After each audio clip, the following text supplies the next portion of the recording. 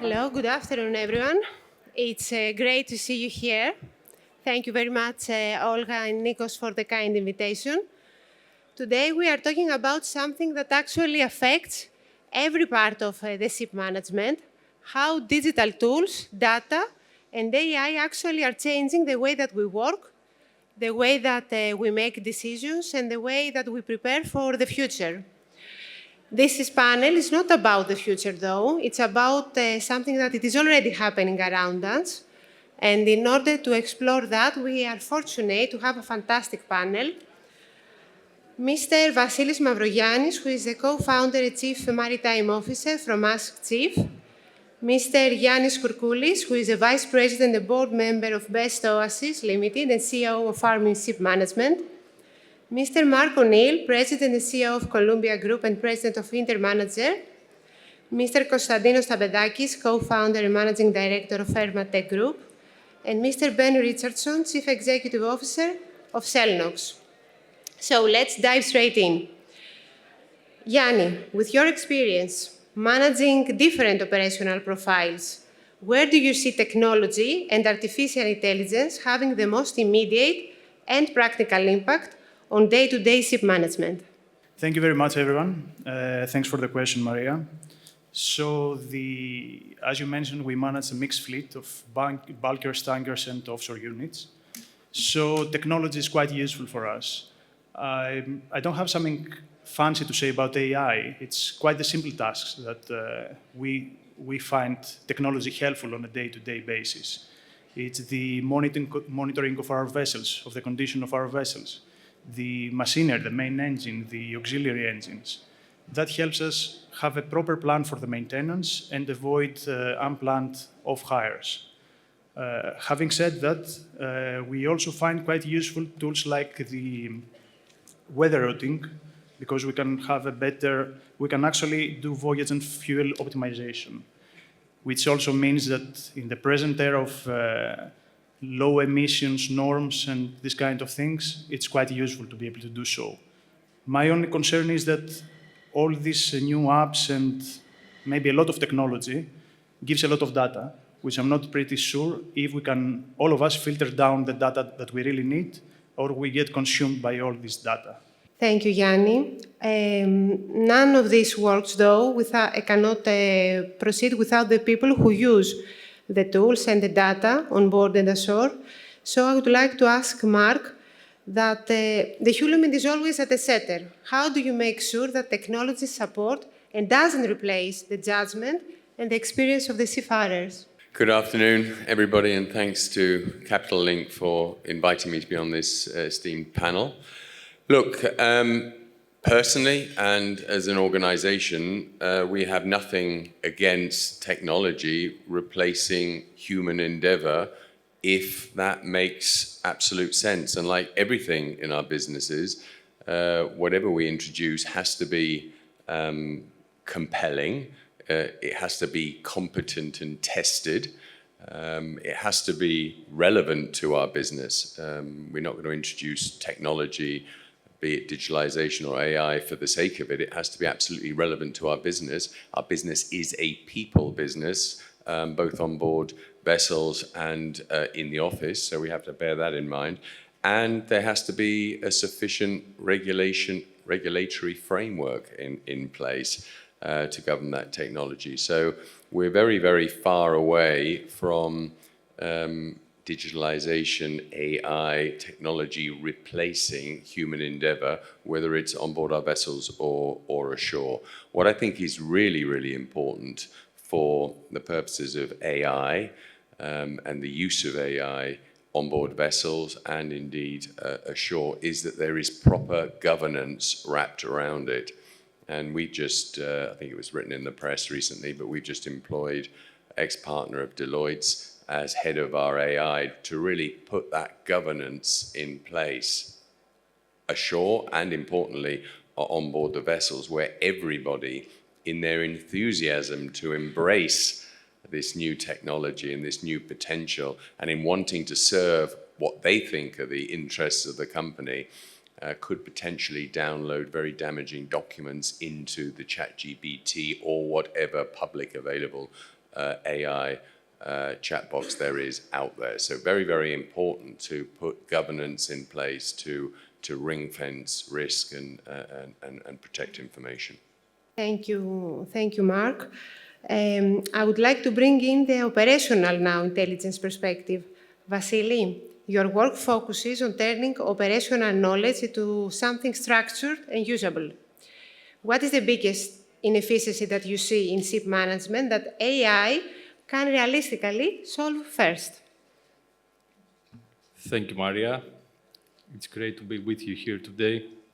My background comes from the operational side of shipping. And today I'm here with you because I really feel, I deeply believe that we are at a turning point. So, coming back to your question, one of the greatest inefficiencies we have today is the extreme reporting. Every new regulation, every new framework we have, at the end of the day requires from our office personnel and the people on board to fill up a new form. We were in the era where we had no data. Today we are in the era where actually we are drowning in the data we have. So at Ask Chief, we are trying to provide a solution to this problem.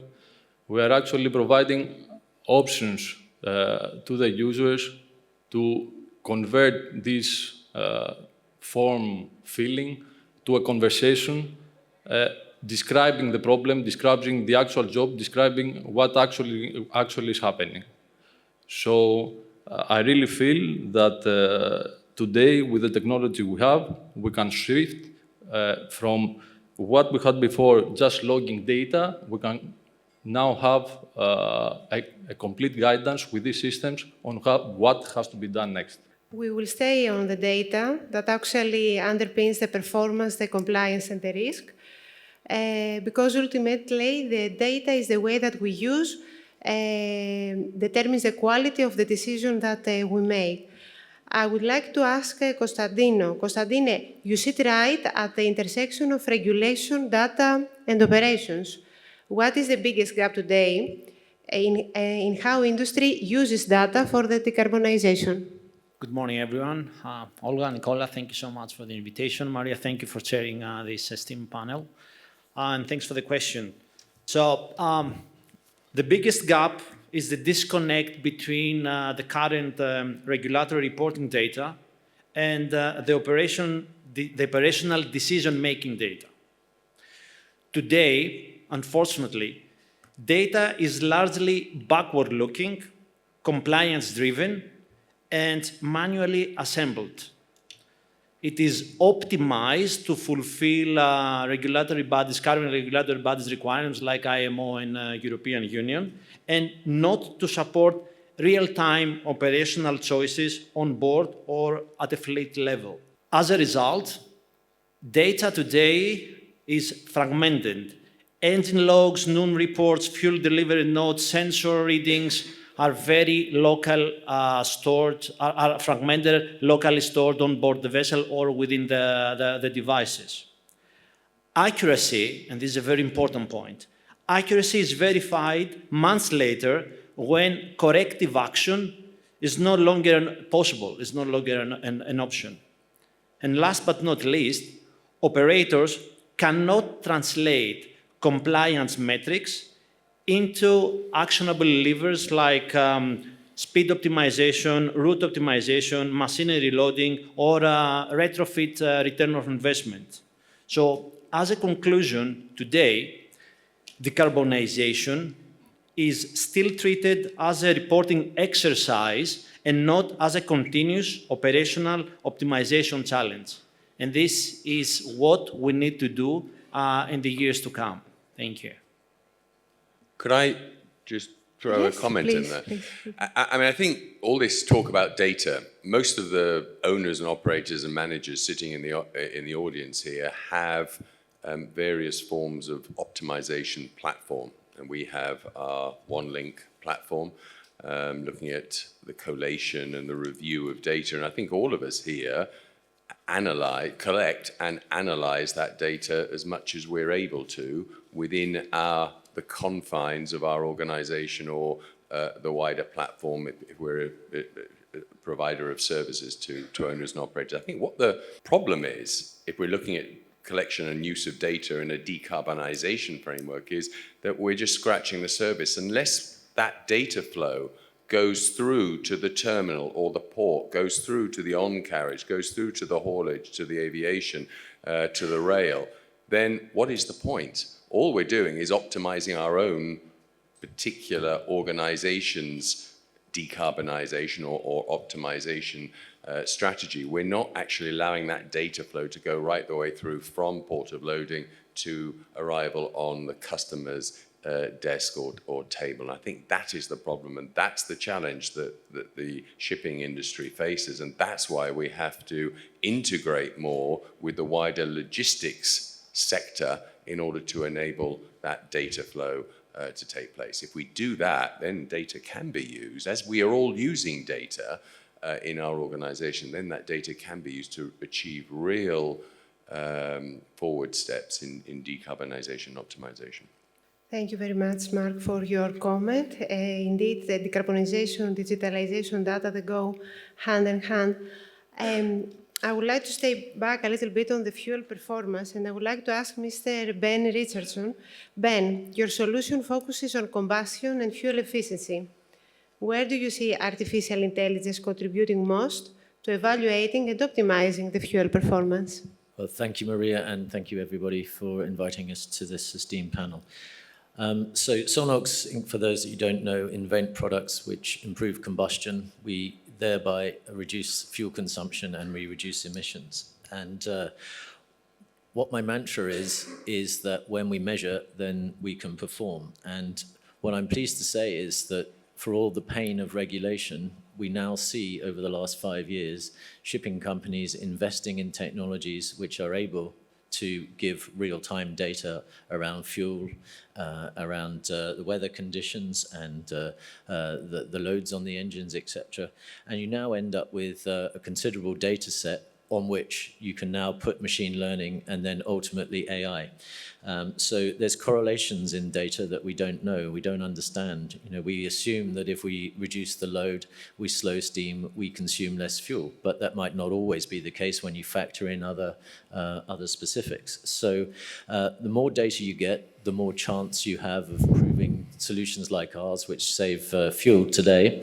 But looking forward, we have solutions like continuous emissions monitoring, which through the use of AI and big data, we'll now be able to start to monitor real emissions and hopefully give the industry the benefits it deserves from those that emit less. Yes, thank you. Thank you, Ben.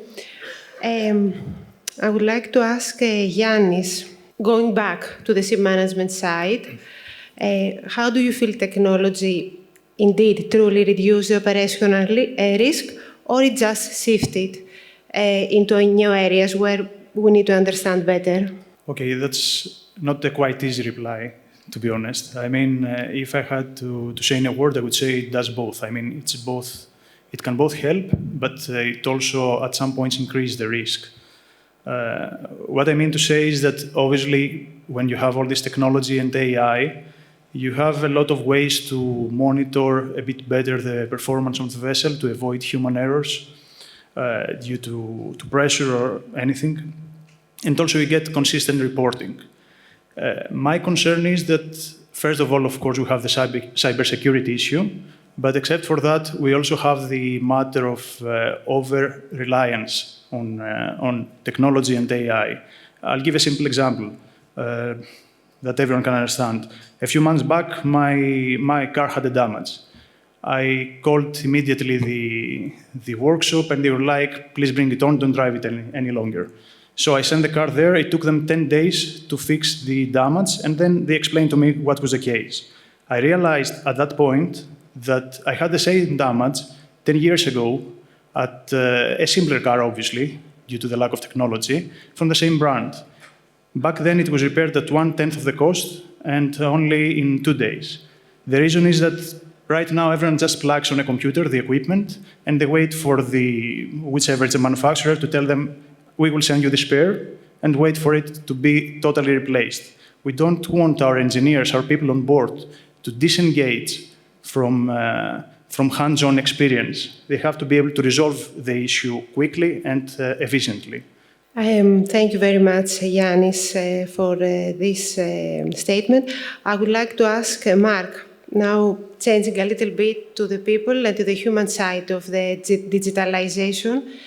From your experience, what is the biggest barrier to digital adoption across crews and offices? Is it the culture, the training, or the trust? Or both, or all?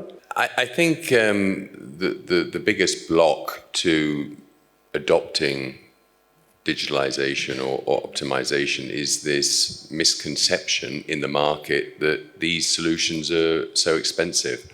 And I'm always amazed whenever I come to Capital Link conferences or whatever other conference, we talk about these sort of things, and I say, look, you can make each one of your ships totally smart with all of the sensors, with all of the cameras, with all of the optimization tools on a standardized platform, and including training for $700 a vessel per month. Everyone looks at me and it's sort of the penny drops. And I said, you can save that in the first 30 minutes of that vessel's operation. Everyone believes that the bar to entry is so high because of the cost, and of course it's not. The second bar to entry is the training involved, and of course when the whole digitalization wave hit us, we were all approached by thousands of different providers, each with fantastic services, some very innovative and entrepreneurial services. But what, of course, we have to do is spare the time to train our people ashore and on board in those services. So that's why we went to a service provider, OneLink, that has all of its optimization offerings on the same platform and with the same feel, requiring one training. If you train your technical superintendents, you train your marine superintendents, you train your cruise superintendents, you get one shot, because all of these people are incredibly busy and they want to work off one platform that does everything, not looking at different trainings, different options, different incompatibilities, inconsistencies. So that's the second bar. There's so many brilliant products out there, but they all require separate training, and they're all question mark whether they're compatible with one another. And cost. And cost is a misconception now. Was the case, what isn't the case now? I remember when we did 2 vessels, we managed 2 vessels, offshore assets for Saudi Aramco, a jack-up rig and an offshore PSV. It cost about $50,000 per unit to make those vessels units totally smart. Now you can do that for about $5,000. And the sensors and the cameras are much, much, much better. So if you want to create a totally smart ship with all of the sensors and all of the cameras, it will cost you $5,000, which is amazing when one thinks of the savings. But that's one of the bar to entries. Thank you. I would like to ask Vassilis that many companies say that they have the data, but not the decisions. Okay. What does real decision support look like for a superintendent or a fleet manager? How can they leverage the data in order to take real decisions? So decision support. Let's look at a common scenario we have on a ship. There is a ship, we have a machinery issue. The engineers try to solve this issue. If they cannot, they will give a call, or they will email, or they will WhatsApp the superintendent and will ask for guidance. The superintendent, with his own experience, maybe by also calling a third party, he will provide the next steps. They will try to narrow down all possible causes, and they will end up in a final resolution. This is what is happening. It is really nice. It's amazing. This is how we are moving. The problem with that is that all this effort is continuously trapped between only the people involved in each particular case. So, in terms of decision support, imagine using our technology and having an agent who can actually assist the superintendent by providing instant access in the vessel-specific technical documentation he has, The agent, as an assistant, can propose some steps if he likes to follow. And at the end of the day, most importantly, this agent will continuously capture all the actions proposed and the final resolution. So, as you know, problems keep coming back. If you have a superintendent that gets the intelligence of what happened before, immediately his decisions will be much faster, more efficient, better. Not only this superintendent, but any other superintendent also in the fleet will get this intelligence. At the same time, the fleet manager will have proper data of the frequency these issues show up in his fleet, and he will be able to get better decisions in terms of what critical spare parts he needs on board, discussing maybe with the maker for an upgrade or any other proper decision he has to take in order to improve his technical management. And at the same time, the technical director, he can be really happy because all the effort, all the energy that his team, his superintendents, his fleet manager are putting in solving a case, at the end remain intelligent for his own company, even if this person are still there or even if they go. So I really feel that this is the first time in history where we can move from personal experience to company intelligence. Okay. It's indeed very challenging, what you have just described. I would like to ask Ben, when it comes to new technologies, owners often hear a lot of promises. With so many green solutions, claiming various savings, how can digital tools help owners to make evidence-based decisions? Thank you, Maria. So I'll start by saying you can't manage or indeed evaluate what you can't measure. So everything needs to be based on evidence. And as I mentioned previously, what we're seeing is now sensors driving great data on board the vessels. But with AI, you get standardization of results. They can ingest data from different vessels with different systems, but then you can actually compare like with like. And we see this now with those that can measure their fuel performance and indeed their emissions. They can do like-for-like comparisons with different products, be it physical rotors, propeller changes, or painting the hulls. You can now use this big data set to actually make quantifiable and comparable versus the different types you wish to evaluate. And what the other side of AI is that you get a lot of ancillary data. So it's not just about fuel performance, it's about the cleanliness of the engines, the amount of time that the injectors need to get replaced, or sludge buildup, or indeed, and ultimately your improvement in SFOC. So it all comes down to, once you have the data, then the new tools, machine learning, and as I said, ultimately AI, that can evaluate. But what is bigger than this is, as an industry, we can learn from each other. And if we talk about what Vassilis was talking about, you can learn from others. The mistakes you see in the market, the risks, they can be mitigated in a systematic way. And as Mark was saying, market intelligence leads to the further benefits of all of this. So, look, with data comes evidence. With evidence comes performance. Thank you very much, Ben. Konstantinos, is the industry truly ready for real-time data-driven compliance, both technologically and culturally? Maria, have we run out of time? I don't know why the time is lesser than we could expect because it. Officially, we're... Thank you. Good one. Okay, thank you.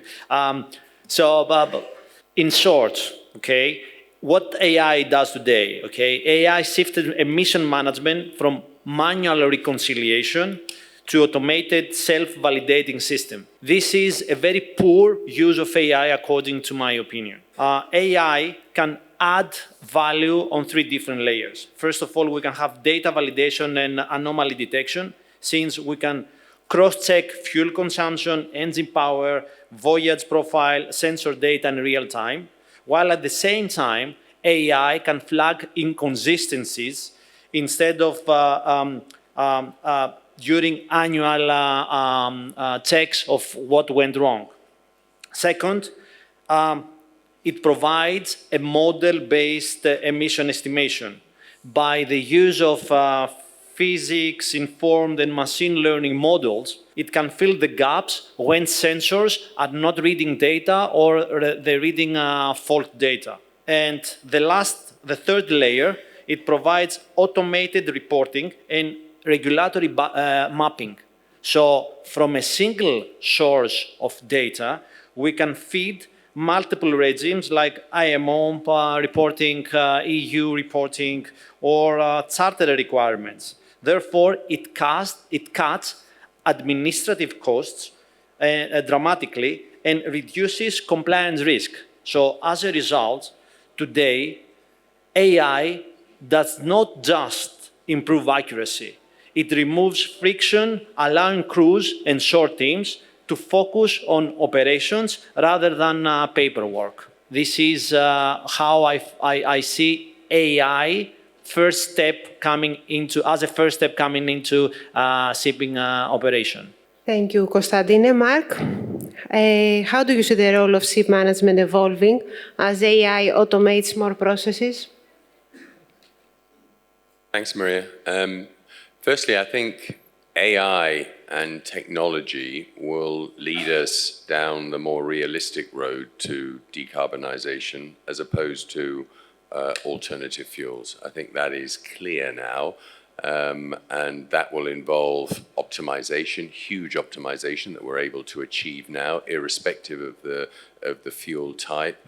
It will lead us to technology involving carbon stripping, carbon capture, and ultimately lead us to technology involving nuclear power. So I think tech is where it is at when one is looking at the road, the more realistic road to decarbonization, as opposed to that which we were on when we were almost obsessed with alternative fuels and getting away from heavy fuel oil. With regard to ship management, I think I see in this topsy-turvy world, ship management, or as we like to consider ourselves, an integrated platform, service platform, it provides us with the ability to provide our clients with what they need, a safe haven on all of the different services that we have on our platform, but in a much more efficient and optimized manner than was previously the case. So whether it's procurement, whether it's IT, whether it's catering, whether it's technical, whether it's crewing, AI gives us the ability to do that in a far more optimized way than was previously possible. But, and here is the but, it will always be people-driven, because people in this industry will always be the interface between the service provider, the partner, and the client. It won't be AI. There will not be a chatbot that will manage the relationship. So the people, our people, will always have the reins firmly, have AI firmly under control, and be in the saddle. It will not be AI, and I think that's the beauty of this industry. So AI, tech, digitalization, great, but they will always be the tail on the dog and not the tail that wags the dog. Thank you. I see the clock is ticking, so we have to conclude. I would like to thank you all for a very engaging discussion. What we heard today is that digitalization is not only about technology, and AI and data can help us make better decisions, but they work best when they're combined with a good judgment and experience. I would like to ask Ben, because Ben, what is the biggest obstacle to adopting innovative fuel efficiency technologies? Is it technical, financial, or cultural? So honestly, I think the obstacle to innovation is the day job. So everybody's busy, everybody's got too much to do, and increasingly regulation and other demands, HSEQ, etc., is making everybody's lives that much bureaucratic, and obviously AI can help with that. Data requires investment and it needs incentivization. So to be able to measure fuel consumption properly on board probably requires $50,000-$60,000 of investment, or if you do it like EPS, they've spent $2.6 billion on trying to decarbonize. So we need to change the culture. The shipping industry is very stuck in its ways, and we need to reward innovation and those that push the boundaries to innovate, to get those as Mark was saying, the things we can control with today's fuels by improving our efficiency. We need to embrace the carrot from regulation, not the stick. So those that emit less, consume less, should be rewarded. Yes, please. Hi. Good morning, ladies and gents. Mark, you made a very interesting point about AI and leading us away from alternative fuels and towards carbon capture and nuclear. Have you, is this a forecast of yours, or is this, have you seen something actually that's in that form? It's probably a forecast of mine, but I think it's probably an opinion shared by many in the marketplace. When we saw the developments last year, the delays and for how long to the net zero framework, and I think the thrust towards alternative fuels before then, I think the more realistic road to decarbonization is now tech orientated, because we're all into our next cycle of vessel orders. We're all ordering vessels that may be methanol, ethanol, ammonia ready, but that's probably it, and maybe we're experimenting with dual fuel vessels, but there are very few vessels actually sailing with alternative fuels as a single fuel source. So I think the market is probably looking at the next vessel cycle as being very much similar to the last, but focusing on tech to optimize and hoping that tech will come to the rescue if we need to accelerate that decarbonization process, which it undoubtedly will when we look at carbon stripping, carbon capture, etc. That's what the message we as a management company are getting when we travel around the world and talk to clients inevitably in the various jurisdictions, be that China, be that elsewhere. So I think that's, I think the focus is very much on tech. Alternative fuels will, of course, play a part, and maybe a big part in that mix, but it's not going to be the focus as it was last year, when we all thought the net zero framework was definitely coming. We'll all have to adapt to that. And we're all thinking, what do we do with our, how do we invest in vessels? And now it's no surprise that there's a massive uptick in vessel investment since we had that clarity, whereas most people are now thinking, okay, we can go into the next cycle with the traditional combustion engines and optimize as far as possible. I think that optimization, I was at a conference recently, and by employing the various tech that is available and the various optimization platforms, you can improve your carbon footprint by 33%. It's something crazy to those levels. And is that sustainable?